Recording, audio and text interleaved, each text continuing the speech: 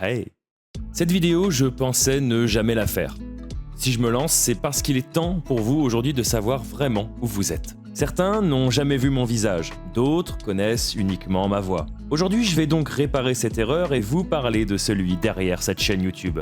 Car oui, je ne bosse pas pour rare, je suis juste Baldagan. Cette vidéo a une valeur très importante à mes yeux. D'abord parce que ça fait du bien de vous parler après des années de discrétion et aussi parce qu'elle me permet de présenter un peu mieux mon état d'esprit, les changements et les projets qui arriveront bientôt. Quand j'ai créé cette chaîne en 2018, il y a 7 ans, c'était avant tout un moyen de me rendre utile auprès d'une communauté dans laquelle j'avais envie de m'investir sur des projets de vidéos pour aider les amateurs de Sea of Thieves. Parce qu'il y avait quelque chose, une sorte d'énergie quand j'y pense qu'on retrouve très souvent dans les communautés francophones. Celle de bien faire, de faire plus qu'ailleurs.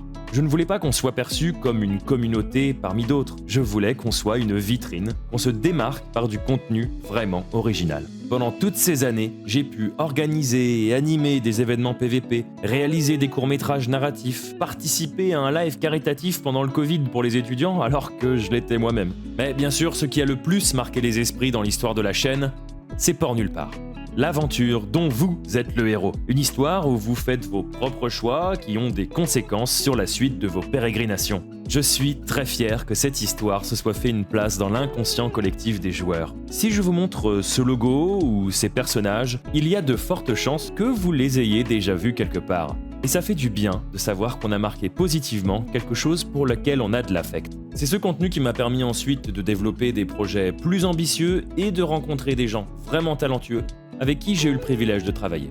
J'ai embarqué avec moi des artistes visuels incroyables et des doubleurs professionnels qui parfois ne connaissaient rien à cet univers, mais qui m'ont quand même rejoint avec plaisir dans cette aventure. Et même quand je vois l'investissement de ceux qui n'ont pas forcément d'expérience, mais qui veulent simplement aider, je me dis que j'ai vraiment de la chance. Il y a quelqu'un sous ce drap.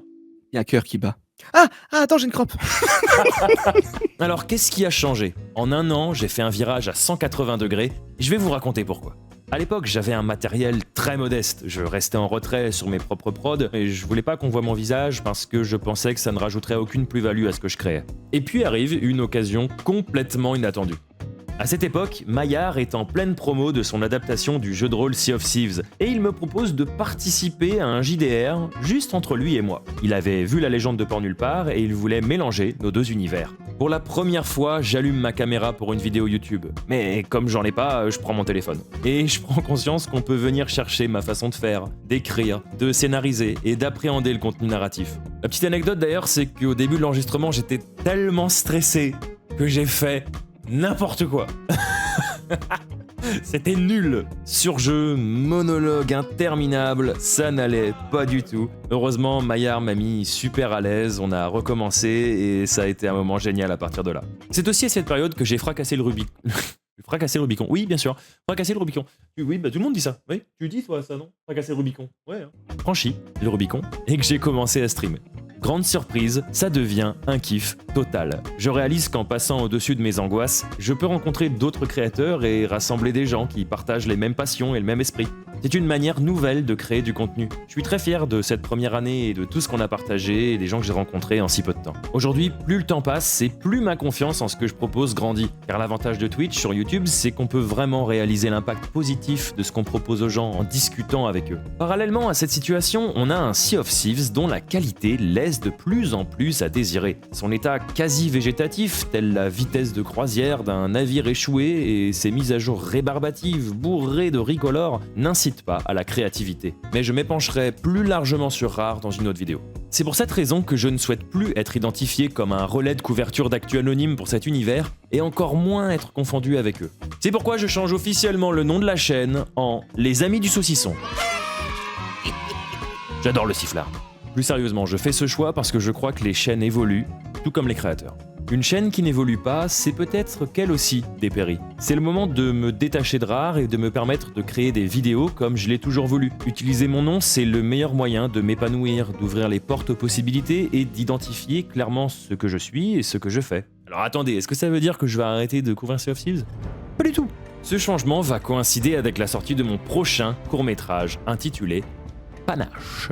Cette histoire, c'est un condensé d'action et d'humour un peu anachronique. Une narration qui rappelle pourquoi cet univers a du potentiel et qui devrait sortir dans les prochains jours. Je l'ai réalisé sur des serveurs customisés avec la participation de ceux qui me suivent sur Twitch, mais aussi avec des guildes très impliquées dans la vie communautaire. Sur mon Discord, il y a même un endroit où vous pouvez candidater pour participer comme personnage. Il sera court, si on part du principe que le dernier dure 30 minutes, mais je suis certain que c'est ce genre d'initiative qui motivera à développer ces serveurs customisés, avec plus d'outils pour nous permettre d'améliorer grandement la qualité de nos contenus. Ils sont tellement fans que même leur équipe ne se prive pas d'en parler. There's a bunch of channels. I know the French, like AA, is doing an amazing job of some of that storytelling, the cinematic storytelling. I'm excited to see what they do.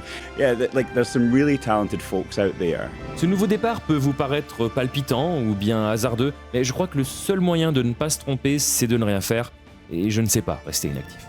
Certains contenus que je publiais jusqu'à maintenant ne reflétaient pas toujours ce que j'avais envie de vous montrer. Je veux pouvoir traiter les sujets actuels différemment, m'éloigner de la rigidité et m'adapter à vos habitudes de visionnage. J'étais jeune quand j'ai créé cette chaîne et j'étais loin d'imaginer l'impact qu'elle allait avoir dans ma vie. J'ai grandi, la chaîne aussi. Cette vidéo, elle est aussi pour vous, pour savoir à quoi vous en tenir quand vous venez ici. Avec le temps, il y aura sans doute d'autres projets sur des univers variés qui me passionnent et dont je ne manque pas déjà de parler sur Twitch. Mais il faudra une bonne raison. Parce que ce qui me guide constamment à présent, c'est de créer du contenu à la hauteur de vos attentes. Merci d'avoir suivi cette vidéo jusqu'au bout. N'hésitez pas à me poser des questions si vous voulez savoir ce qui va se passer pour la suite, sauf si c'est pour me demander du contenu sur Saute. Bonne navigation sur YouTube, on se revoit pour le court-métrage, et moi je vous dis, une santé!